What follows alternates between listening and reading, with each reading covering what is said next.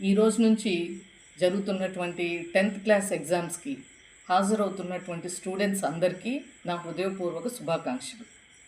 ఈ సందర్భంగా ఎవరైతే స్టూడెంట్స్ హాజరవుతున్నారో, ఎగ్జామ్స్ రాస్తున్నారో వాళ్ళకి కొన్ని సూచనలు చెప్పదలుచుకున్నాను.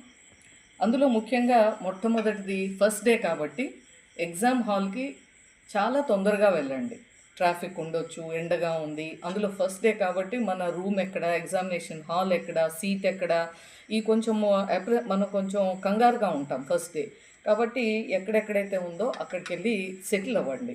కనీసం ఒక 20 minutes before the exam starts అక్కడ వెళ్ళి కూర్చొని సెటిల్ అయ్యి ప్రశాంతమైనటువంటి ఆలోచనతో ఉండండి. ఎటువంటి కంగారు పడకండి, ఏమి ఆందోళన వద్దు, స్ట్రెస్ వద్దు, టెన్షన్ వద్దు.